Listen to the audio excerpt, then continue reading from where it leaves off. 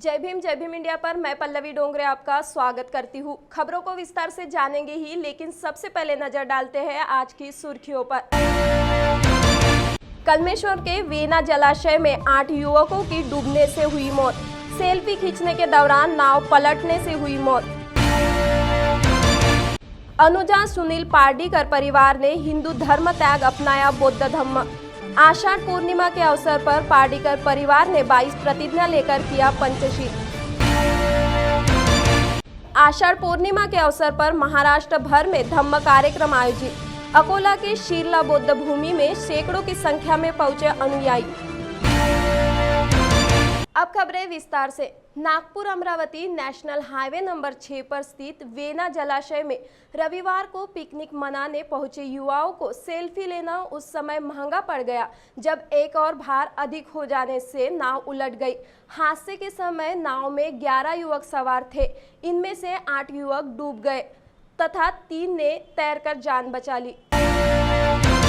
Vena dam में रविवार को पिकनिक मनाने पहुंचे युवाओं की नाव सेल्फी लेने के चक्कर में अचानक पलट गई। नाव पर 3 नाविकों समेत कुल 11 लोग सवार थे। इनमें से 3 को बचा लिया गया। एक का शव बरामद हुआ है तथा 7 डूब गए। राहुल जाधव का शव बरामद कर लिया गया है। सूत्रों के मुताबिक दत्तात्रेय नगर निवासी अमोल डोडके, रोशन डोडके, न्यू सुबेदार लेआउट निवासी राहुल जाधव, हिंगना निवासी अंकित भोसकर, हुड़केश्वर के परेश काटोके, अतुल भोयर तथा उदयनगर निवासी पंकज डोईफोडे व प्रतीक आमडे कुछ अन्य मित्रों के साथ पिकनिक मनाने गोंड खैरी स्थित वेना बांध गए थे। इसी बीच सेल्फी लेने के चक्कर में संतुलन बिगड़ने से नाव पलट गई। सूत्रों के अनुसार नागपुर के उक्त युवाओं ने पेट निवासी नाव चालक रोशन खंदारे और अक्षय खंदारे व अतुल बावने की नाव तय की। हालांकि नाव चालकों ने सभी मित्रों को एक साथ नाव में सवार होने से रोका था, लेकिन वे माने नहीं।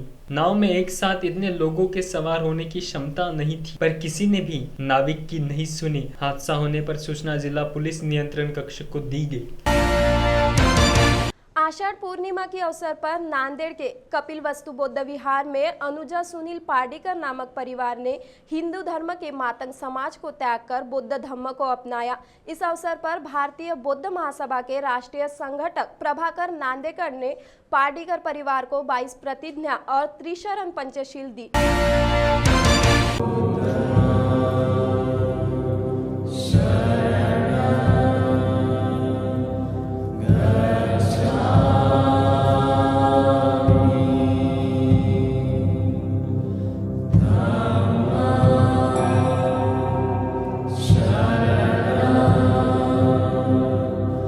हिंदू धर्म में जन्मे लोग रीति रिवाजों के नाम पर खुद को बंधे हुए महसूस करते हैं। कई बार कर्मकांड में फंसकर धर्म का अर्थ ही भूल जाते हैं। ऐसे में तथागत का धम्म मार्ग शांति देता है। इस मार्ग पर चलते हुए अनुजा सुनील पार्डीकर नामक परिवार ने हिंदू धर्म का त्याग कर बौद्ध धर्म अपनाया है। हिंदू धर्म में हमारी गुठन हो रही थी।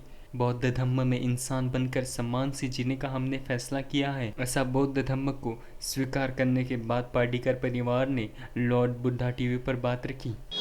मेरा नाम सुनील पार्डीकर है और मेरे पत्नी का नाम अनुजा सुनील पार्डीकर। और आज के दिन का जो महत्व है आषाढ़ी पूर्णिमा का, इस अच्छे दिन के अवसर पर मेरे पूरे परिवार ने ये निर्णय लिया कि हम बुद्ध धर्म स्वीकारें।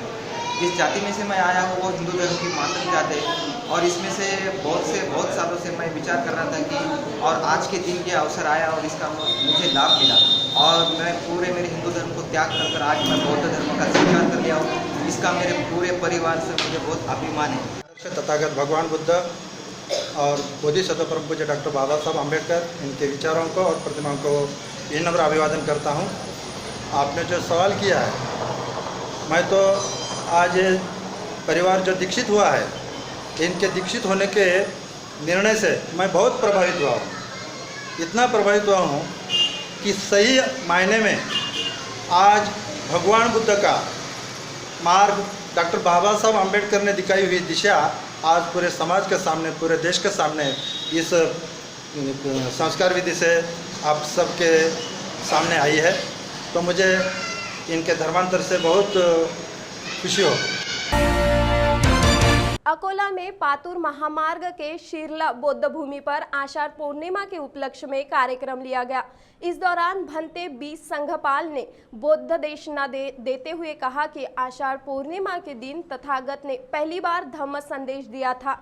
इस दौरान सैकड़ों की संख्या में उपासक एवं उपासिकाएं यहाँ पहुंची थी।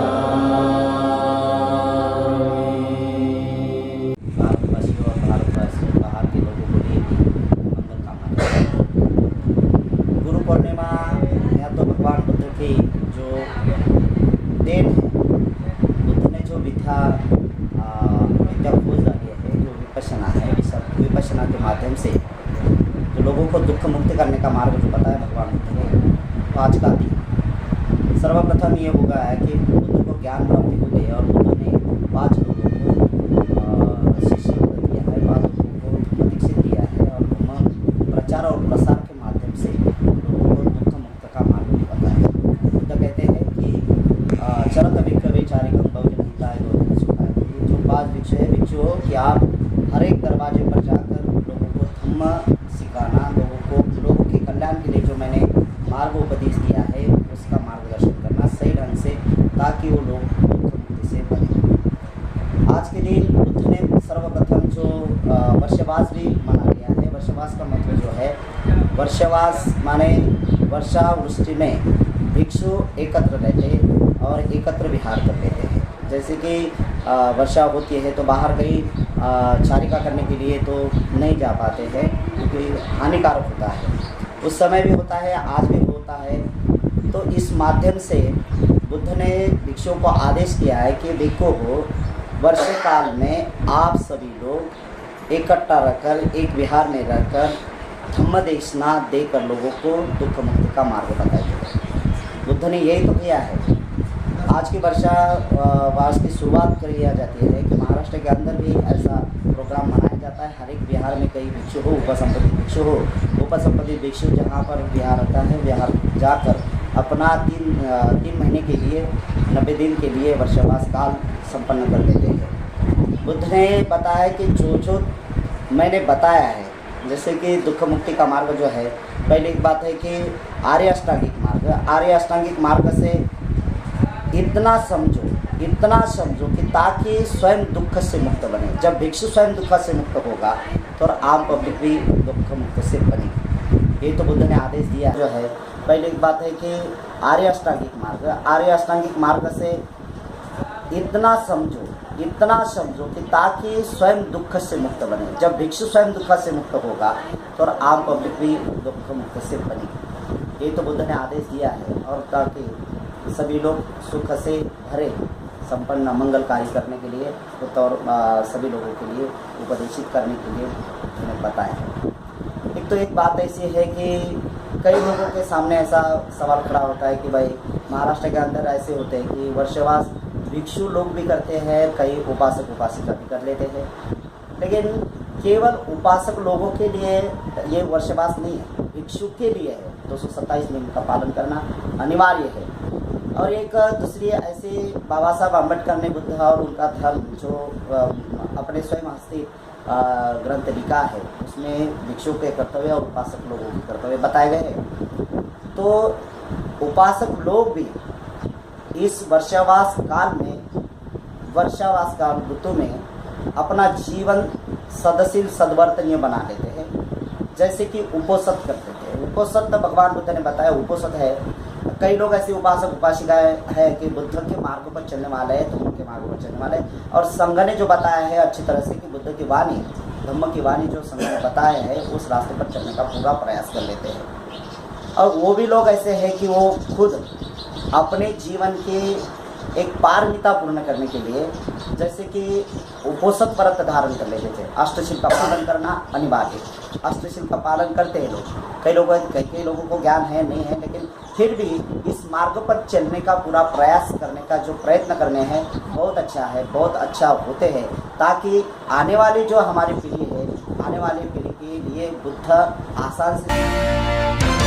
मध्य प्रदेश के महू के कार्यक्रम से वापसी के दौरान एडवोकेट प्रकाश आंबेडकर की गाड़ी को भाजपा के कार्यकर्ताओं ने रोका और काले झंडे दिखाते हुए हमला करने की कोशिश की। इस घटना के निषेध में भारिप के कार्यकर्ताओं ने मोर्चा निकालते हुए उपजिलाधिकारी को निवेदन दिया। एडवोकेट प्रकाश आंबेडकर महू में जन वेदना किसान सम्मेलन में सहभागी होने पहुंचे हुए थे, जहां विज्ञान विद्यापीठ में तथा बुद्ध और बाबा साहब आंबेडकर की प्रतिमा का अनावरण प्रकाश आंबेडकर इनके हाथों किया गया। विद्यापीठ से बाहर निकलते समय भाजपा के कार्यकर्ताओं ने प्रकाश आंबेडकर की गाड़ी को रोकते हुए काले झंडे दिखाए और उन पर हमला करने का प्रयास किया। इसकी जानकारी कार्यकर्ताओं को लगते ही इस घटना का विरोध किया गया। अकोला में इस घटना का निषेध करते हुए मोर्चा निकाला गया। भाजपा के कार्यकर्ताओं के विरोध में नारे लगाते हुए उपजिलाधिकारी को निवेदन दिया। बहुजनों के हृदय सम्राट श्रीदेव बाला साहब अम्बेडकर का महू के अंदर 5 जुलाई को एक बहुत बड़ा जलसा था। वो कार्यक्रम के अंदर बाला साहब अम्बेडकर ने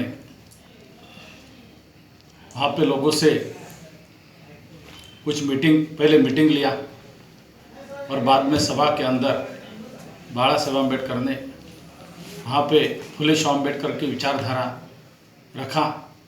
प्रोग्राम होने के बाद में जब बाला साहब अम्बेडकर महू के बाहर आ गए तो वहाँ पे बीजेपी के और आरएसएस के कुछ कार्यकर्ता बाला साहब अम्बेडकर के गाड़ी के सामने काले झंडे बताकर साहब का निषेध करने लगे। यहाँ पे बीजेपी की सरकार और आरएसएस की सरकार नरेंद्र दाभोलकर रहो, गोविंद पानसरे रहो या रोहित वेमुल्ला रहो, यहाँ पे जो जो विचारधारा या सही विचारधारा मानने वाले विचारवंत रहते हैं, उनका खून करने का काम, उनका अंत करने का काम है कि बीजेपी सरकार आरएसएस वाले करते हैं।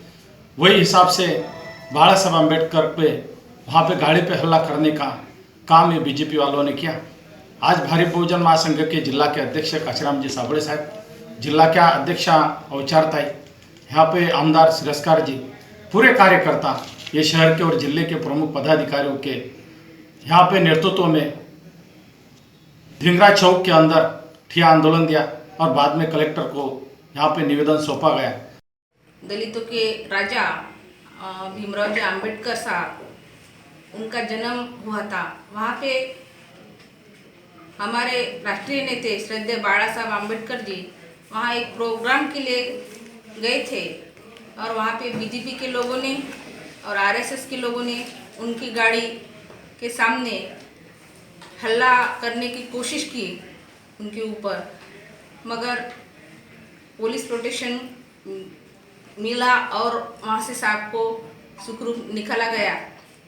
इसकी वजह यह है कि आज जो बीजेपी सरकार कर रहा है, काश्तकार हो या गरीब जनता हो, उनके ऊपर जो अन्याय चल रहा है, उनको न्याय मिलाने के लिए सिर्फ एक ही नेता है जो श्रद्धेय बाला साहब आम्बेडकर जी, वो सबके लिए लड़ रहे, झगड़ रहे।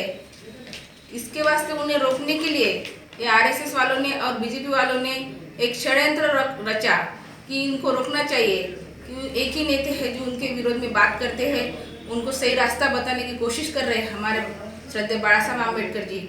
इसके लिए आज हमने सब भारी बहुजन महासंघ की तरफ से अकोला जिला की ओर से कलेक्टर साहब को आज हमने एक निवेदन सौंपा और उनमें हमने मांग की कि जो हल्लेखोर है उन पे कार्रवाई होनी चाहिए और श्रद्धेय बाला साहब आम्बेडकर जी को पुलिस प्रोटेक्शन मिलना चाहिए, Z+ सुरक्षा मिलनी चाहिए। ये आज हमने निवेदन दिया है। वाशिम के स्थानीय त्रिरत्न बौद्ध विहार के नालंदा नगर में आषाढ़ बौद्ध पूर्णिमा का कार्यक्रम लिया गया। यहाँ मेधावी छात्रों का सत्कार किया गया। इस दौरान मार्गदर्शकों ने छात्रों को प्रोत्साहित किया। त्रिरत्न बौद्ध विहार में आषाढ़ पूर्णिमा के पर्व पर मेधावी छात्रों का सत्कार सम्मेलन का आयोजन किया गया। कार्यक्रम की शुरुआत पूज्य भंते प्रज्ञापाल व भंते अश्वजीत इन्होंने धम्मदेशन देकर की। इस सत्कार समारोह के अध्यक्ष वाशिम के सुप्रसिद्ध अस्थि रोग विशेषज्ञ विलास इंगले ने की। इस दौरान इंगले ने कहा कि परिस्थिति का विचार न करते हुए अथक परिश्रम करना चाहिए। इस दौरान छात्रों का प्रोत्साहन बढ़ाया गया। इस दौरान जिले के तहसीलदार सहित कई गणमान्य उपस्थित थे। आज का यह विशेष कार्यक्रम नालंदा बुद्ध विहार में किया गया। ये कार्यक्रम हर साल यहाँ की ये सोसाइटी हमेशा आयोजित करती है। विशेषकर जो बच्चे समाज में से, पिछड़े समाज में से अपने परिस्थिति पे मात करके आगे बढ़ने की कोशिश करते हैं, उनका अभिनंदन होना, उनका मनोबल का बढ़ावा होना ये बहुत ज़रूरी चीज़ है। और यह काम आज इस विहार में त्रिरत्न बुद्ध विहार नालंदा नगर में समापन हो रहा है। और यह कार्यक्रम से मैं बहुत प्रभावित हूँ, क्योंकि मैं ये मानता हूँ कि आदमी को किसी ने अपने पीठ थपथपाई तो उसको आगे जाने का बल मिल सकता है। बुल्ढाना जिले के अंतर्गत आने वाले खामगांव शहर में स्मशान भूमि का उद्घाटन किया गया। दलित मित्र पुरस्कार से सम्मानित सीताबाई वानखेड़े इन्होंने शहर में इस स्मशान भूमि का निर्माण किया और उद्घाटन समारंभ का आयोजन किया। इस स्मशान भूमि का लाभ सभी आम जनता को मिलेगा, जो एक अस्मरणीय कार्य है। आज पूर्णिमा है, ये इसकी वजह से यह बस्ती जो अम्बेडकरवादी लोगों की है, इधर कोई स्मशान भूमि नहीं थी। इसकी वजह से यहाँ स्मशान भूमि का प्रपोज़ल इधर के जो रहवासी थे उन्होंने हमारे पास रखा था। तो हम और उन्होंने बोला था कि इधर खुली जगह पर अपने लोगों का दाह संस्कार होता था, पर और बरसात में बहुत तकलीफ होती थी और बहुत ये था। पर वो वहाँ इसकी वजह से उन्होंने जो डिमांड किया था, इसकी वजह से हम हमारे वानखेड़े फैमिली जो है, खरा वानखेड़े हमारे पिताजी के जो ड्राइवर थे, रेलवे ड्राइवर, तो उनके स्मरणार्थ में जब इनकी रहवासी इधर के रहवासी लोगों ने हमको जो विनती की थी कि आप इसमें कुछ सहकार्य करो, तो हमने उसमें सहकार्य करके उनको जो उसका बांधकाम करके एक सामाजिक ऋण, हमारा थोड़ा सा सामाजिक ऋण अपना देने का कुछ प्रयत्न, अल्प सा प्रयत्न किया है।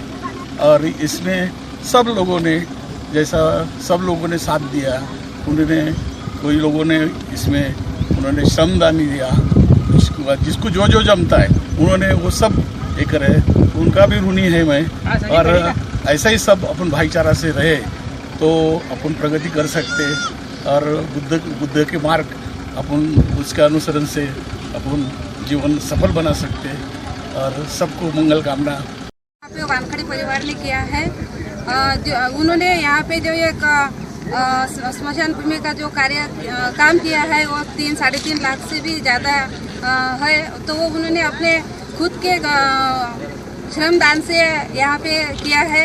बाबा साहब ने कहा था कि अपने समाज में अगर हम एक हिस्सा हमको समाज के लिए खर्च करना चाहिए, लेकिन ऐसे दानशूर लोग नहीं मिलते। यहाँ पे वानखेड़े परिवार ने जो ये बहुत अच्छा काम किया है, क्योंकि ये स्मशान भूमि का जो कार्य है ये पूरे समाज के लिए महत्वपूर्ण है, क्योंकि यहाँ पे बहुत ही यहाँ पे जब स्मशान भूमि नहीं थी तो उस वक्त यहाँ पे बहुत परेशानियाँ आती थी। यहाँ पे जब बारिश होती थी तो वहाँ बहुत देर तक हमको जो रहते हैं जैसे प्रेत उसके लिए हमको वेट करना पड़ता था। लेकिन यहाँ पे इन्होंने ये जो शेड बना के हमको दिया है, ये उन्होंने हमारे पूरे समाज के लिए एक आदर्श रखा है और हम पूरे समाजवादी उनके हमेशा ऋणी रहेंगे। इतना निर्वाण भूमि का कार्यक्रम है, ये राजू भाऊ वानखेड़े इनकी तरफ से ये निर्वाण भूमि जो बनाई गई है, इनका बहुत सारा योगदान है, क्योंकि इन्होंने इनके श्रमदान से और धम्मदान से ये निर्वाण भूमि बनाई है। इसलिए इसके लिए निर्वाण भूमि बनाने के लिए इनको कम से कम 3 से 3.5 लाख रुपए का खर्चा आया है। तो इतना बड़ा सार्वजनिक निर्वाण भूमि बनाने के लिए आजकल कोई आगे नहीं आ रहा है। तो राजू भाई जैसे सच्चे वानखेड़े परिवार जैसे सच्चे और अच्छे इंसान अपने समाज में है, इसका हमारे पूरे समाज को इसका गर्व होना चाहिए। नागपुर स्थित हिंगना तालुका संयुक्त बुद्ध विहार समिति की ओर से गुरु शिष्य सम्मेलन का आयोजन कर वर्षवास की शुरुआत की गई, जिसमें बड़ी संख्या में उपासक एवं उपासिकाएं मौजूद थी, जिन्होंने इस मौके पर अपने विचार लॉर्ड बुद्धा टीवी से साझे किए।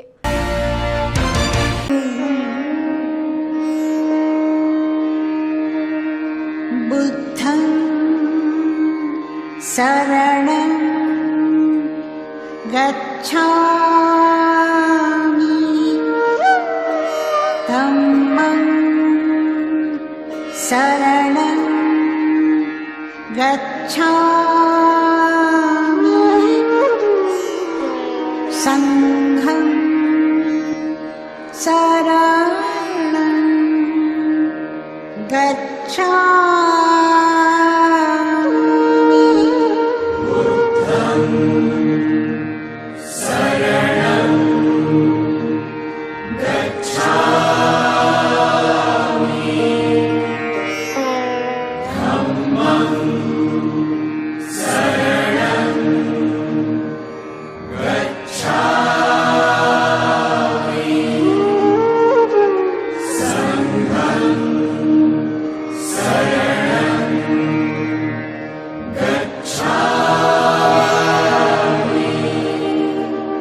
सभी जो महिला आती है वो वर्षवास के रूप में या रोज़ाना अभी शुरुआत होती है, और उसकी शुरुआत जो करते हैं वो रोज़ाना शाम को 8 बजे से लेके तो 10 बजे तक रोज़ शुरुआत करते हैं। और उनका जो 3 महीने का जो माह रहता है वो 3 महीने के इसमें वर्षवास शुरुआत होती है, और वो आखिरी में वर्षवास की एंडिंग जो होती है सभी अपने उपासक उपासिका महिलाओं बालके सबको लेके वो कार्यक्रम करते हैं। हमारे घर में सभी बच्चे वगैरह छोटे और बड़े लोग उन सभी मिलके हम शाम को वंदना करते हैं, और यहाँ विहार में 8 बजे आते हैं। फिर हाँ सभी महिला मिलके हम पूरे वंदना और गाथा वगैरह सब पठन करते हैं। वर्षवास के शुरुआत में हम बुद्ध और धम्म का वाचन करते हैं। किताब का हर दिन 2 पन्ने का वाचन होता है। 3 महीने तक ये सब चलते रहता है। लास्ट में 3 महीने के बाद उसकी समाप्ति होती है। आषाढ़ पूर्णिमा से वर्षवास की शुरुआत होती है। पूरे महाराष्ट्र में वर्षवास के उपलक्ष्य में विविध जिलों में विविध कार्यक्रम लिए जाते हैं। धम्मदेशना देकर उपासकों को वर्षवास और बौद्ध धर्म के बारे में जानकारी दी जाती है।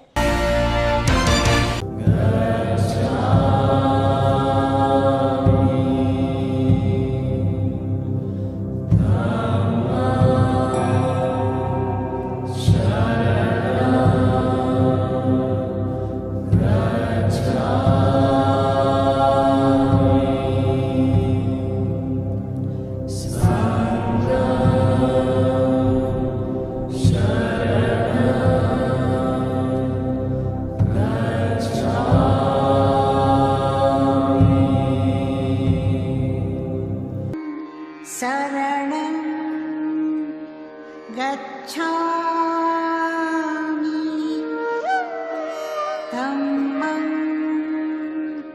शरणं गच्छामि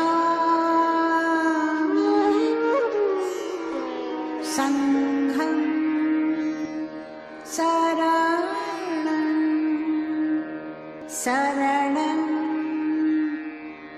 गच्छामि तृतीयम्पि बुद्धं शरणं गच्छामि तृतीयम्पि धम्मं शरणं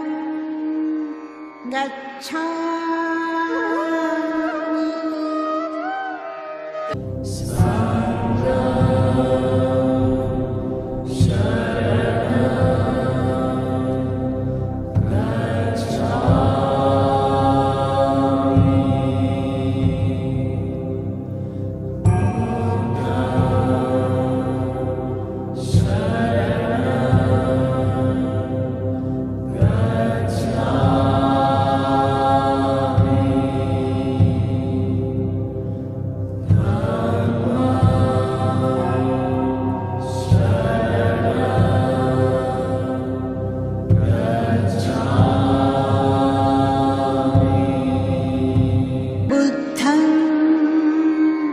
शरणं गच्छामि धम्मं शरणं गच्छामि संघं शरणं गच्छामि बुद्धं शरणं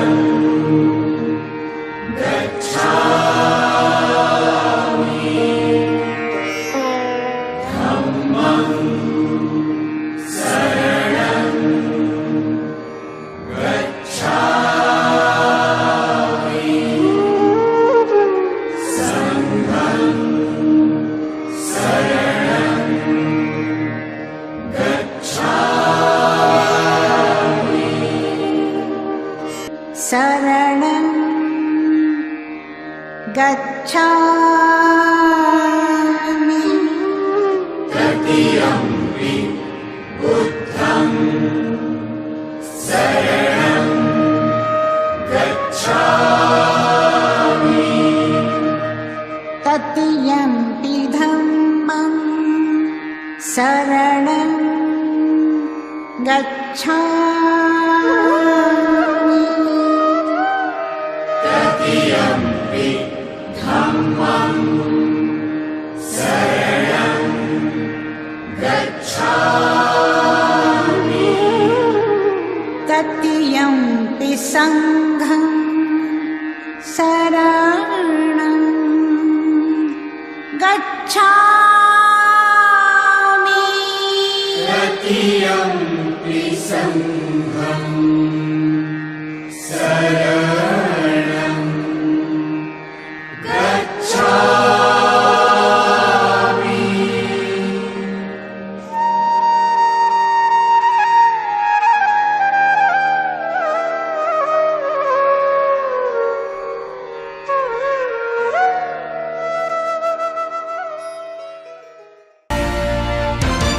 आंगनवाड़ी कर्मचारी संगठन सेटू के नेतृत्व में आंगनवाड़ी सेविकाओं ने अपनी प्रलंबित मांगों को लेकर जिलाधिकारी परिषद कार्यालय के सामने आंदोलन किया और बाल कल्याण सभापति को निवेदन भी दिया गया। आज पूरे महाराष्ट्र में आज ही नहीं 3-4 बरस से यहाँ पे अकाल हो रहा है और हमारे महाराष्ट्र में का शेतकरी काश्तकार बहुत वहाँ पे प्रॉब्लम में आया है। इसलिए जब ये शासन सत्तारूढ़ हुआ हम शिवसेना के लोग उसमें शामिल जरूर है, लेकिन पक्ष प्रमुख उद्धव साहेब ठाकरे इनकी भूमिका सदैव काश्तकार लोगों के साथ में रही है। इस वक्त भी उद्धव साहब यांनी इसके बारे में आंदोलन छेड़ा, शिवसेना के माध्यम से ये शासन पे दबाव रखा कि कि ये कर्ज मुक्ति होना चाहिए। ये महाराष्ट्र में के जोड़े जितने भी काश्तकार है इनकी कर्ज माफी, कर्ज मुक्त यहाँ का काश्तकार होना चाहिए। पूरे काश्तकार का 7/12 कोरा होना चाहिए। आपको भी पता है 2008-9 में जो कर्ज माफी हुई थी उसके लिए भी उद्धव साहब ने पूरे महाराष्ट्र में कर्ज माफी देता कि जाता ये आंदोलन किया था। जिला परिषद महिला बाल कल्याण सभापति श्वेता महाले ताई वो आए थे यहाँ पे, और वो सिंगारे ताई और अपने डिप्टी सीओ मेहत्रे साहब ये भी आए थे। उन्होंने हमारे यहाँ विजिट की और उन्होंने हमारे निवेदन स्वीकारा है और उन्होंने हमारे आश्वासन दिया है कि हम तुम्हारी सब मांगने ऊपर तक पहुँचाएंगे और हमसे जितना बनता है जिला लेवल पर हम तुम्हारी मांगनी पूरी करेंगे और तुमको पूरी तरह से हम साथ देंगे। महाराष्ट्र गव्हर्नमेंटचा त्याच्यानुसार नॅशनलाइज बँकांमध्ये चालू नाही झालं। फक्त मला वाटतं BDCC आणि ग्रामीण बँक या 2 बँकांमध्ये चालू झालेलं आहे, कारण त्यांना तसे आदेश SLBC कडून जी स्टेट लेवल बँकर्स कमिटी आहे त्यांच्याकडून त्या 2 बँकांना आदेश आलेले आहेत। त्या 2 बँकांनी 10,000ची कर्ज वाटप चालू केली। भारतीय बौद्ध महासभा की ओर से 10वीं एवं 12वीं में छात्र छात्राओं मेरिट आने पर सत्कार समारंभ का कार्यक्रम सम्यक बौद्ध विहार में किया गया, जिसमें लॉर्ड बुद्धा टीवी के भैयाजी खेरकर समेत कई गणमान्य मौजूद थे।